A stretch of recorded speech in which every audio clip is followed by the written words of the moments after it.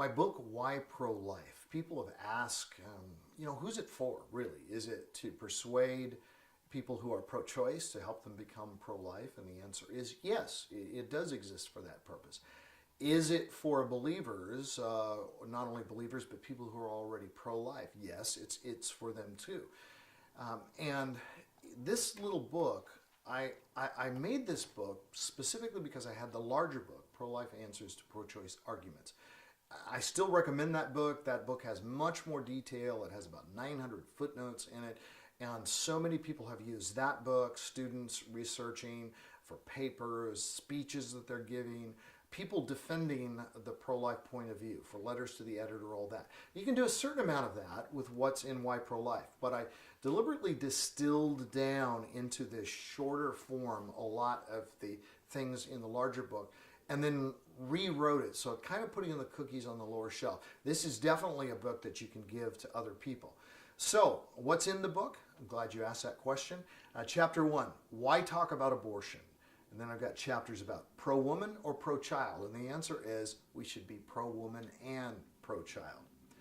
Is the unborn really a human being? What's the difference between egg and sperm and embryo and fetus? Is the unborn part of a woman's body? Well, no. I mean, just because it resides in a woman's body doesn't make it part of the woman's body. What do the pictures tell us? This has to do with ultrasound, sonograms, intrauterine photography. What do they tell us about who's there, who's inside? What makes a human life meaningful? Because a lot of people are going, well, this isn't meaningful life. Really? Well, we were all there once, and we're grateful that nobody took our lives. Is abortion really a women's rights issue? Do we have the right to choose what we do with our own bodies? Well, yeah, for the most part, we do, of course. But does a man have a right to choose to use his body to rape a woman? Well, clearly not. So there are restrictions on that. Is abortion part of a right to privacy? Does abortion harm a woman's physical and mental health? That's actually the largest chapter in this. And I distilled it down, but there's so much that people do not understand about the physical and mental health of a woman that's affected by abortion. Is abortion right when pregnancy presents risks to the mother's life?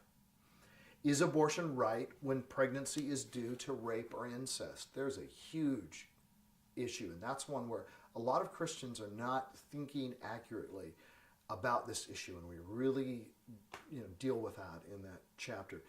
And then chapter 14, what about disabled and unwanted children? This whole thing about unwanted children, Planned Parenthood says every child a wanted child. Well, I totally agree. Every child a wanted child. So let's learn to want children more. Let's get unwanted children into the homes of those who want them. But let's not take their lives. Every child a wanted child to many people in Planned Parenthood circles essentially boils down to something that doesn't look so good on a bumper sticker, which is every unwanted child a dead child. So let's kind of get beneath the surface of these arguments that are made and kind of reveal them for what they really are. That's one of the things I do in this book. Does abortion prevent child abuse? Some surprising answers to that. Well, number one, that abortion is the ultimate child abuse because it's taking the life of a child actually in a very violent way. But even apart from that, does it prevent child abuse on some large scale, or in fact, does it contribute to the mentality that people look at born children and they say, well, I had the right to take their life before they were born. What's the big deal if I beat them up once they are born? Now, nobody says it that way, but that's part of how we view children is very much affected by this issue of abortion. Personally opposed to abortion, but pro-choice, you hear that one a lot. Well, why would you be personally opposed to abortion unless it's the killing of a child? And if it's the killing of the child, then you shouldn't be pro-choice about it. That's like being personally opposed to rape in the sense that I would never rape a woman. But you know what? If somebody chooses to rape a woman, that's fine by me, because what right do I have to? Oh, well, you have every right and every responsibility to say it's not right for a man to rape a woman, and it is not right for somebody to take the life of an unborn child. What about adoption? Got a chapter on adoption, and that's, I think, in some ways one of the more valuable chapters in the book. And then finally, the last 3 chapters, can God forgive abortions? And the answer is a very definite yes. And the gospel shared in that chapter, and forgiveness for women who are struggling with the guilt of abortion. You know, there's a lot of, even churches and pastors, where pastors say, well, I'm not going to talk about abortion in our church because I want to be kind and gracious to the women in our church who've had abortions, because so many of them have had abortions. And you're thinking, well, yeah, well, how are we going to prevent abortions if we never talk about it? Number one. What about those people who haven't had an abortion, but they're going to have one unless you address it and deal with it and help people to think rightly and biblically about it? But also, how are these poor women and men, too, who have made abortion-related decisions, who are struggling with guilt for their actions maybe many years ago or maybe just last year?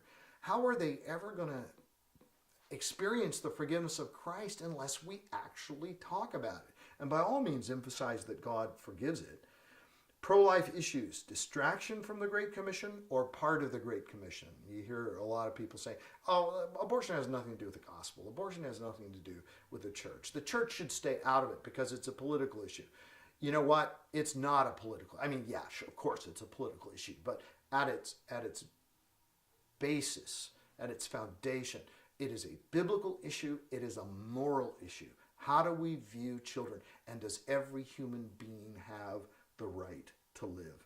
And then finally, how can I help unborn babies and their mothers? And end with that. So, you know, there are things that all of us can do.